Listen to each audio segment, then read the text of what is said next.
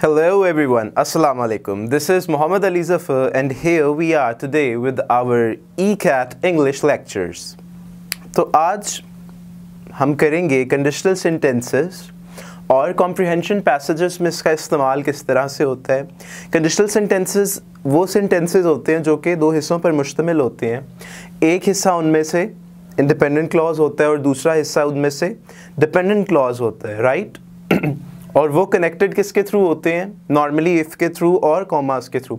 इसका सिंटेक्स्ट वगैरह semantics we would be looking deep into them in our this video, but for this you need to pay concentration for the next 5 to 6 minutes on the whiteboard. Right? It's a very easy thing to understand.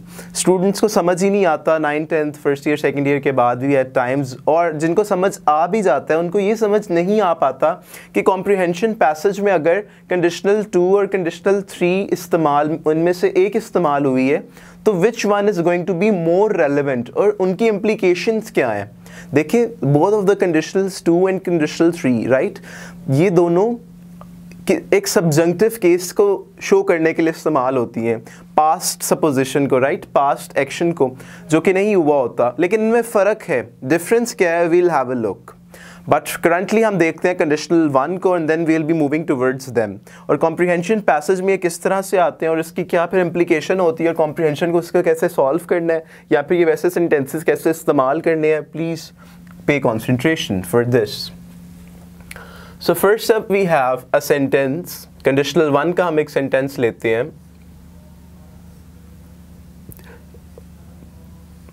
Conditional 1 का sentence है हमारे पास if he goes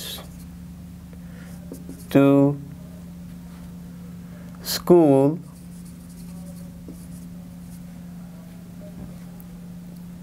I shall accompany him.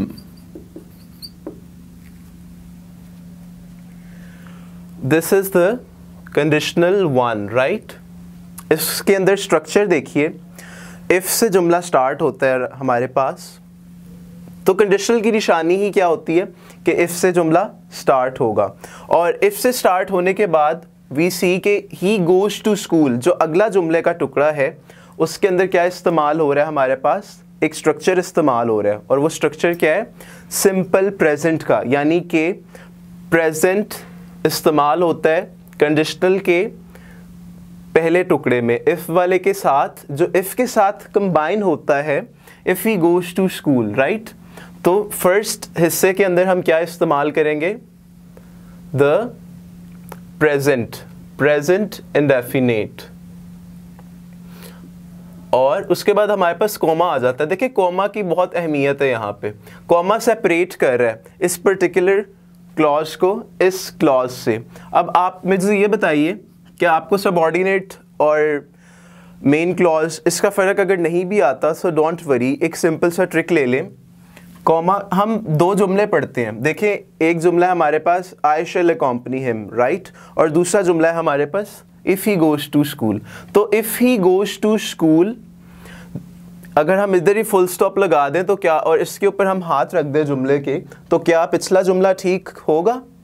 If he goes to school आप कह सकते हैं नहीं, incomplete meaning दे रहा है, right. So when a sentence is giving incomplete meaning, इसके अंदर देखिए वर्ब भी है, सब्जेक्ट भी है. सब्जेक्ट ही है, वर्ब क्या है? गोज है, लेकिन हमारे पास एक इनकम्प्लीट मीनिंग आ रहा है. सो दिस मीन, और साथ में हमारे पास एक इफ़ का इस्तेमाल आ रहा है जिसकी वजह से हम जुमले के आगे फुल स्टॉप नहीं लगा सकते. लिहाजा this is going to qualify as subordinate और अ डिपेंडेंट क्लॉज. तो ये क्लॉज क्या हुई?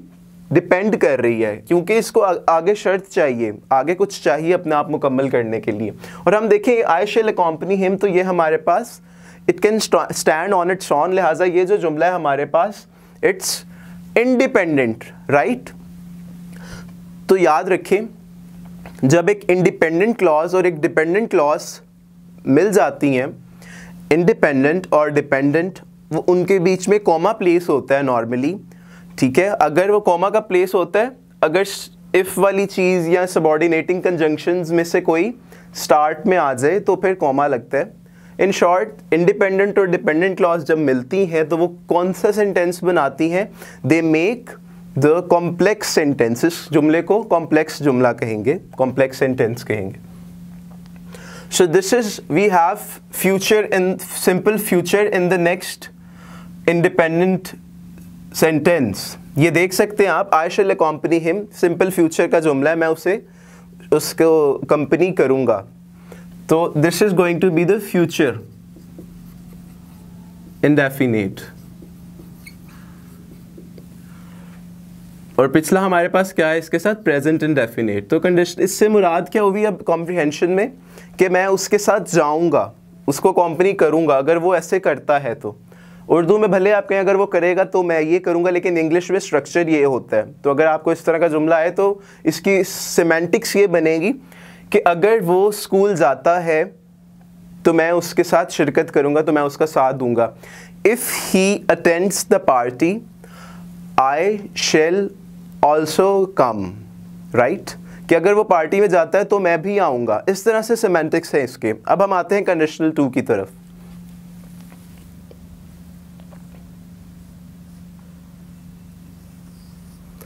कंडीशनल टू के अंदर जो फर्स्ट पार्ट होगा इफ के साथ वाला, वो होगा सिंपल पास्ट में, सिंपलेस्ट पास्ट। फॉर एग्जाम्पल इसी जुमले को कर लेते हैं, if he went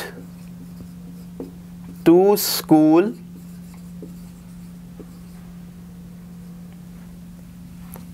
I would accompany him। देखिए हमने क्या किया, चेंजेस क्या हुए हैं? वुड हो गया है, ठीक है, जो शेल वाला पोर्शन था, फ्यूचर वाला था, वो वुड में कन्वर्ट हुआ है, और दूसरा पोर्शन जो सिंपल प्रेजेंट में था वो किस में कन्वर्ट हो गया? पास्ट में कन्वर्ट हो गया, राइट। तो ये कंडीशनल बनाने का असूल यही है।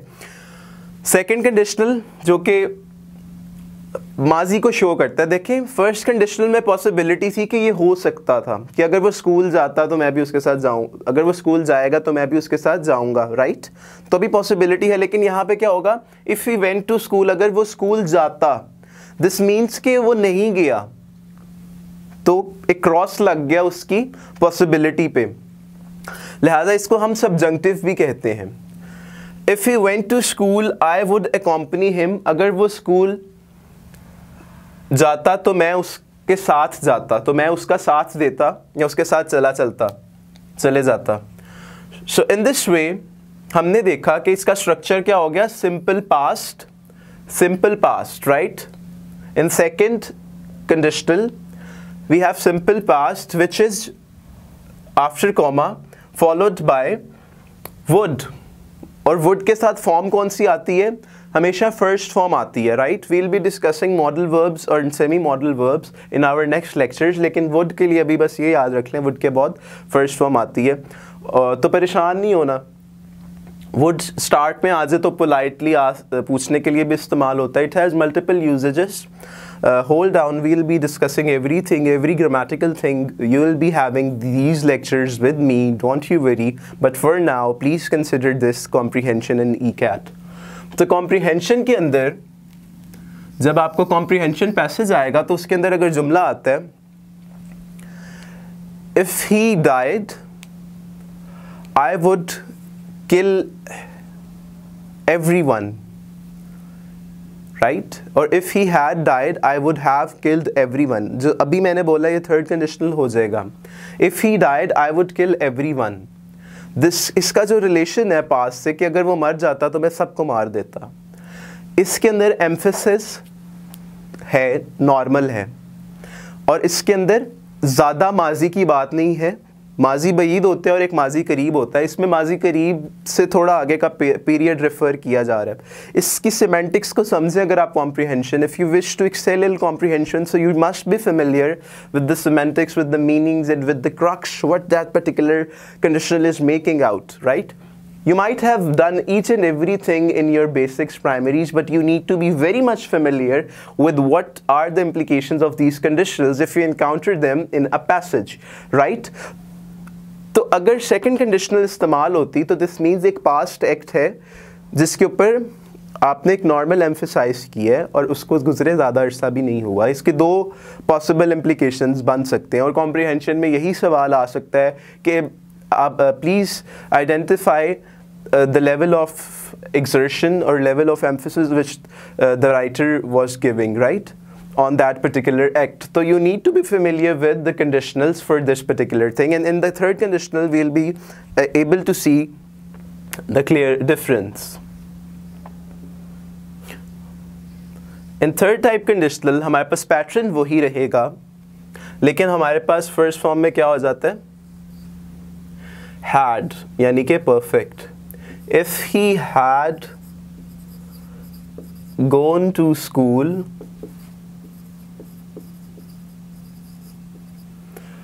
अगर वो स्कूल जा चुका होता या चला गया होता, इसके अंदर completion ज़्यादा शो हो रही है, इसके अंदर एक emphatic मोड है बात करने का इस जुमले में, और दूसरी तरफ हमारे पास आएगा would have.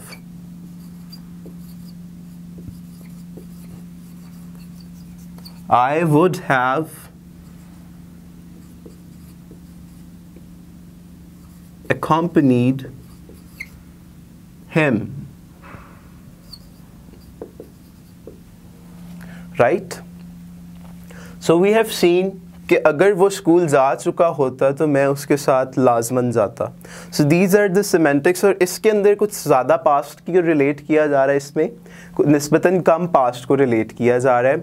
एक ये इम्प्लीकेशन है कि ये possible manner of derivation of the meaning है, और सेकंड पॉसिबल मैनर है कि हैं दोनों ही सब्जंक्टिव्स, बट इन दोनों में फ़र्क ये है कि एक तो it's being talked about in a more emphatic or more emphasized manner, right? इसमें ज़्यादा स्ट्रेस मौजूद है इस जुमले के अंदर अगर आप इसकी सेमेंटिक्स को समझें, जबकि ऊपर वाले जुमले में इतना स्ट्रेस नहीं है. फर्स्टली. सेकेंडली, ये तो कुछ ऐसी बात है जो कि सबसे प्राइमरी डिफरेंस है, आप वो समझें. ये एक ऐसी बात है जिसकी पॉसिबिलिटी निकल सकती है. It's all about the possibility. Difference किस चीज़ का इन दोनों में? Possibility का. Please note it down. Possibility. वो कैसे है अभी मैं आपको बताता हूँ. जो second conditional है, this means कि वो बंदा, इसका context ये बनेगा कि वो शख्स एक normal शख्स था और उसके मुल्क में या उसके environment में the educational system was strong enough कि वो easily attain कर सकता था. He belonged to a middle class who could have easily achieved or attained or acquired education, right? तो फिर जुमला इसकी सेंस ये बन रही है कि इसके अंदर easily possibility निकल आती है. लेकिन if he had gone to school, इस जुमले के अंदर possibility का margin कम है हमारे पास. This means ये शो कर रहा है जुमला if he had gone to school कि इसमें possibility we are not having that much surety. It might be the case कि वो शख्स एक गांव में रहता था जहाँ पे स्कूल्स नहीं थे, so वहाँ पे फिर पॉसिबिलिटी तो बिल्कुल कम हो जाएगी इस तरह से. So it's all about the contextual derivation in the comprehension passage, which from conditional sentences in your tests you are going to take, right? And this is where you are going to create the difference. Please understand what the modes of subjunctives are and what these conditionals imply, right? So this is all for today. Let me know if you have any query, and do comment and do follow me. Thank you so much for watching the video. Take care. Allah Hafiz.